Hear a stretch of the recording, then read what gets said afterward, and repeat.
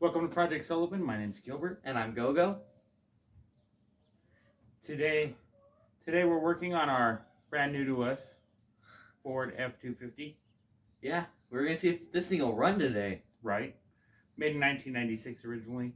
1 year before, ended up being 1 year before OBD2, to where we can't just troubleshoot it like we can troubleshoot anything else we own.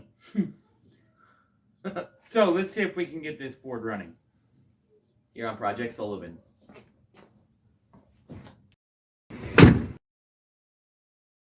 Previously on Project Sullivan, I pretend to be Dr. Nefario. We put a battery in our brand new to us 1996 four-wheel drive F250. I sprayed some one and done starter fluid into our Ford, but it didn't run. So next, we checked the fuses. We checked under the dash, we checked under the hood. We moved on to checking spark, and lo and behold, there was no fire. We traced it down to the coil. After removing and replacing the coil, we talked about how much it wasn't the fuel pump, as we were led to believe. We enlisted our old friend one and done starter fluid to propel this massive 7.5 liter engine into a position where we could work on it better. Moving it only cost us 2 cans of starting fluid and putting it into four-wheel drive. So yes, the four-wheel drive does work. We finally came to the conclusion that with a couple of cans of starting fluid, I too can turn myself into a short-range fuel cell. And this week we find out if we can get it running.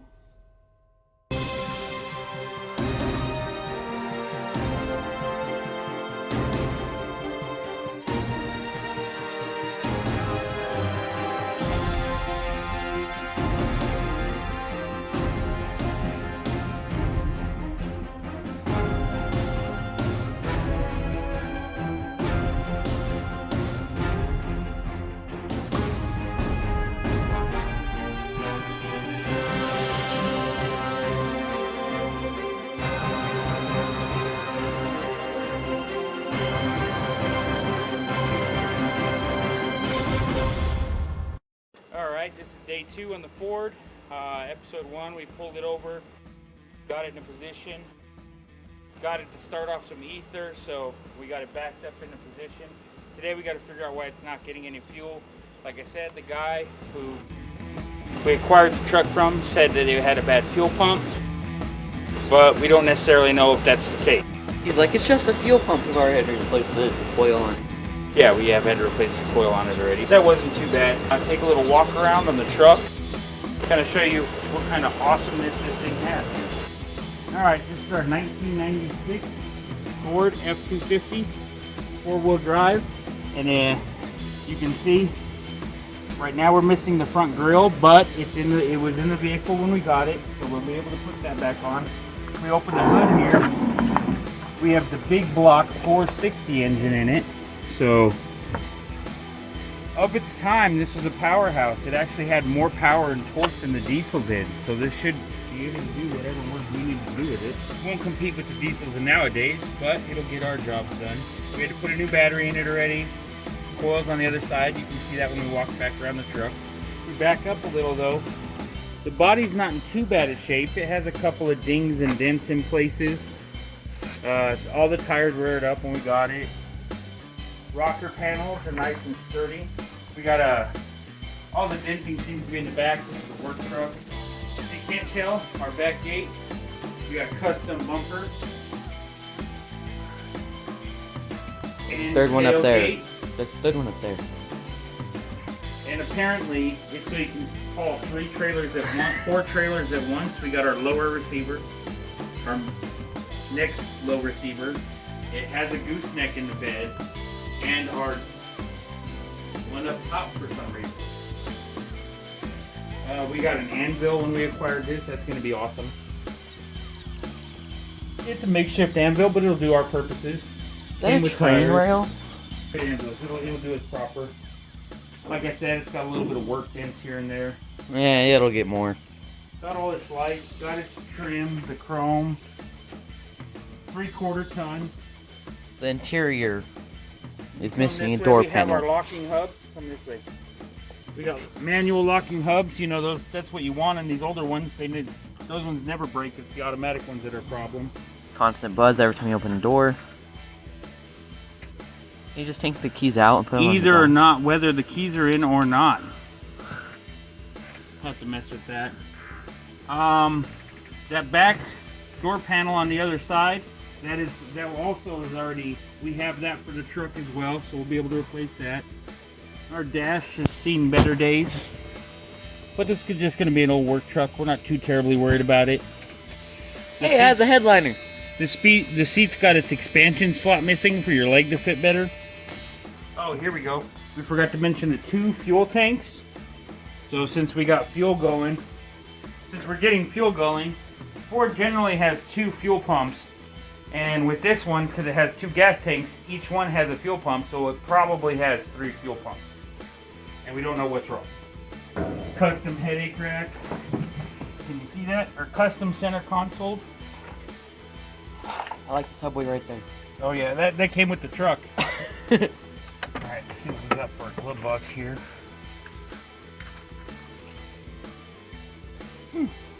You might want this back. Some of his web searches. Nothing pornographic.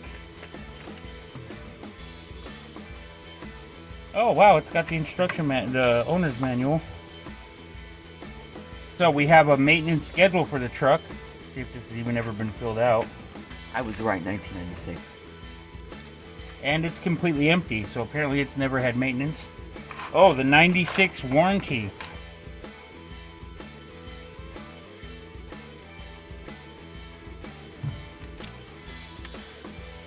Told you it was 96. Just put that back in the bag. I'll have to see what that book is later when I get out of here. Got some tools here. What's this? Oh, that looks like a wire connector for, I'm guessing, for the module.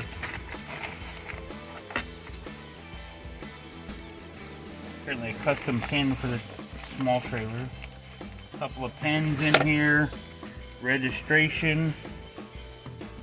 I'm not going to put that up there so I don't put anybody's personal information on YouTube. Looks like it was licensed not too long ago, so it's not that big a deal. Oh, the other book that fell. The Four-Wheeling with Ford. Okay, well that's nice to know. You can see back here in the bed our fancy grill. So we do have our grill. There's the door panel I talked about. Another interior piece that I don't know where it even goes. I'm sure I'll figure it out. A couple of tires here. I don't know if any of them are even good, but we'll figure that out too. Alright, so we went to O'Reilly's and rented ourselves a fuel pressure tester. I gotta come over here and we're gonna take this little cap off. You see I have a little cap right here. Can you see that? Now, I gotta find the right fitting for this bad boy. Oh, I didn't find it. Aha! There it is. Now that I've got this adapter on, we might have to snug it a bit. Just using the first thing I grabbed. It should connect right up. There's our pressure tester for our fuel line. We're connected directly into the fuel rail. We need a little container for this to go in. And we need to turn the key on. Like I said, I've mostly ever worked on Chevrolets. Handy dandy pressure tool. Pressure testing tool.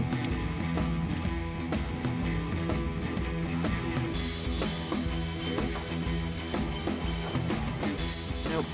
Let me do this then.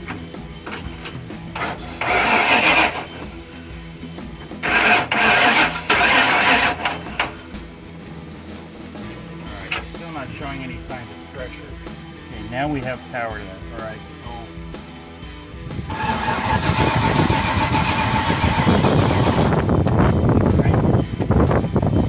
now let's go check up here.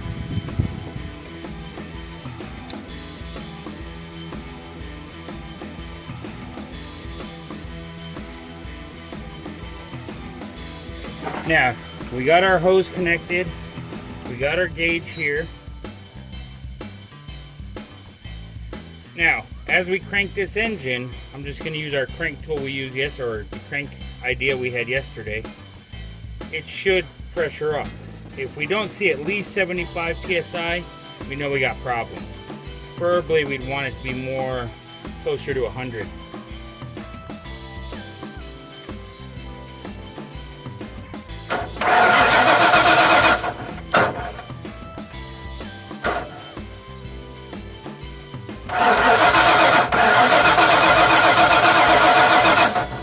Alright, we got absolutely zero pressure. I'm hitting the relief valve.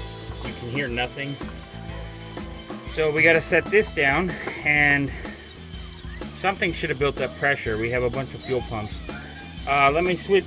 Give me 1 second. I'm going to switch fuel tanks and see if we got the same result. What if one fuel tank works and the other one doesn't? Well, we're just around town. It's not like we're going on the highway or nothing. Still nothing. Now we checked all our fuses yesterday, so we know it's not a fuse. But that doesn't mean it's not something electronic. The next step is to check the electronics of the fuel system, because we have absolutely no pressure. We should have some pressure from at least one of the fuel pumps. If we have no fuel going to the injectors, I'm not going to check the injectors at this point. By the way, these are our injectors right here. And I do have a fuel node to test the voltage on that, but that's not going to help us if we can't get fuel pumping up to the rail. Instead of messing with all the electrical back, what I'm going to do is go straight to the source. We're going to try to climb under here and see if we get to the wiring of the fuel pump. If it's got power at the fuel pump, then we might have different issues. So, you can see this wire right here goes up to the fuel pump, and it has a connector here. So, I'm going to go get the test light, pop open this connector, probably get the multimeter, not the test light, to make sure it's an actual 12 volts going back here. So, Why don't you get both? I could get both, it's no problem. And then I'll pop this connector here, and that way we can see if there's any voltage going to the fuel pump. If there's voltage going to the fuel pump, we'll know it's the fuel pump. Oh, look at that frame though. The frame's nice. Just a little surface rust. It's not even rusted. Yeah, it's like in good shape. It's a good old truck. Now this is the one that goes to the fuel pump. It's not going to have any power because we just disconnected it. But in this little end here, pop a test light in there. Also not gonna have any power. It also doesn't look like it has any power. Alright, let me do one more thing real quick. I'm going to go flip the switch for the fuel tanks to see if that's why we don't have any power. It's getting power, so that means we're going to have to do some disassembly. If you look over here. Wait, does it have any fuel in the tank?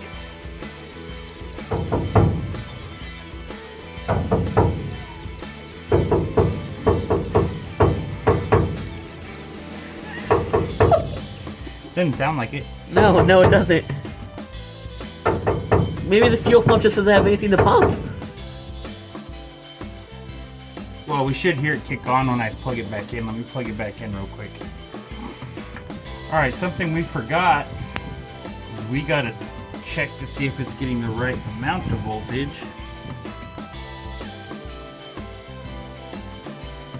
What does it say? 7, 6, 7, 5, 7, 4, 6, 7, 6, 7. This is fluctuating between 7 and 6. Never mind my toolbox, my first toolbox I ever owned, and tried to do my own flaving job when I was a teenager and failed miserably. It's not that bad. And we're looking right here underneath the panel here, the kick panel. We have this little button. This little button is connected to our fuel for safety. If this button is pushed down, it won't work.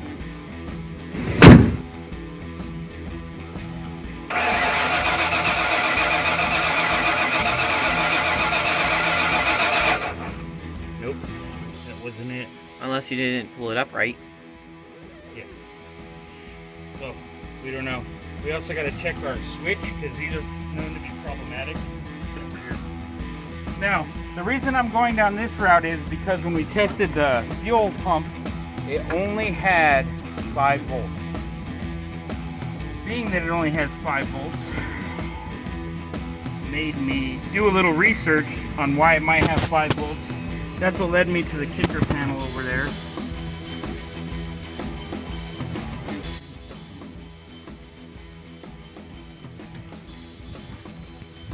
Oh well, obviously it's not because someone Gorilla Glued it. Alright. Just get my pry bar out. Pull this out like this. We gotta have that panel off. My signature Kershaw pry bar. Try to take this panel off without breaking anything important. As he breaks his pocket knife. As I break something important. I didn't really break something important. I'm just, oh, it might help to take that screw out.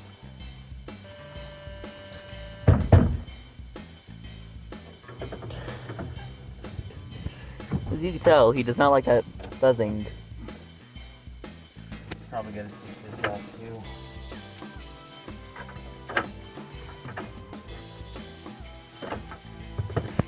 Oh no, it's broke. That's good. If I find that buzzer, I'm killing it. Gorilla Glue is not for repairing interior panels.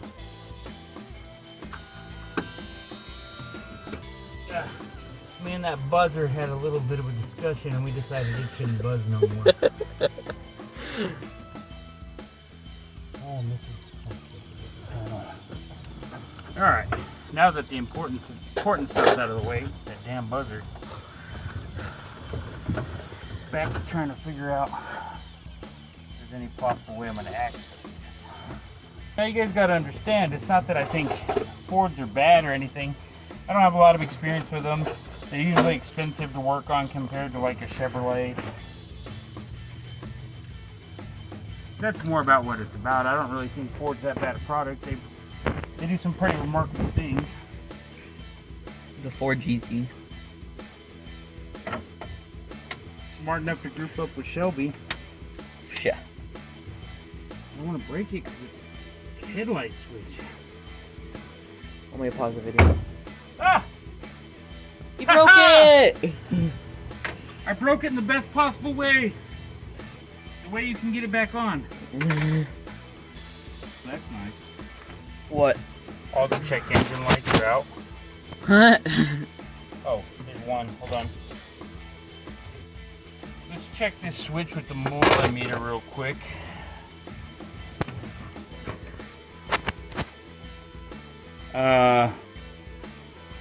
I just have it switched to diode so it shows continuity.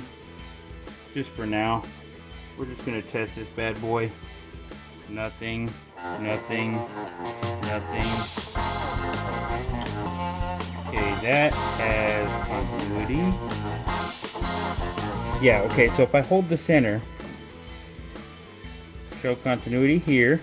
Alright, that's good, it grounded out. And that says nothing. That also does nothing. That also does nothing. If I touch to here, that does nothing. So, if I flip the switch and then connect it, it grounds out. But now this one does not ground out anymore. And nothing else does. That tells me that this switch is working and these two wires are for the different fuel pumps in the back. So our fuel pump is supposed to be at 12 volts. So I'm more than convinced it's electrical. Okay, but why does it only have 5 volts? 7 volts.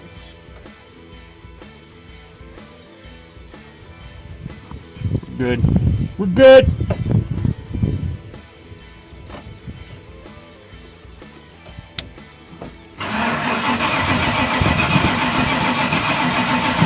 I hear trying! Okay, go check our pressure tester now, see if it popped up anything. Go!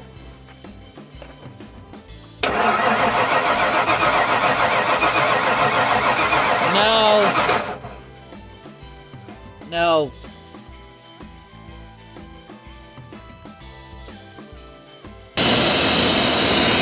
Alright, we're just gonna let this thing work. warm up, and then we'll try to start it without starting fluid. Are we going to connect those hoses? We can try. It's not that big a deal. It's just for the air cleaner.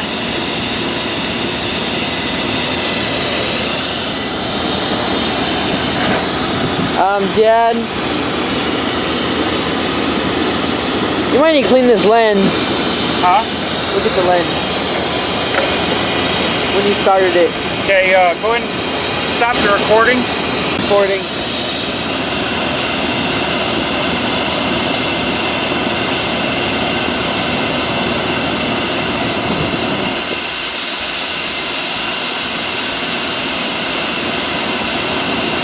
The gasoline is about a year old. We'll probably just run it through the engine. I don't think it's that big a deal.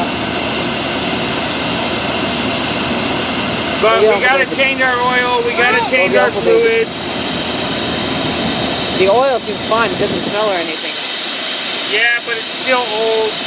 So we'll change the oil, change the tranny, change the transfer case, change the front and rear end. We'll be done with this.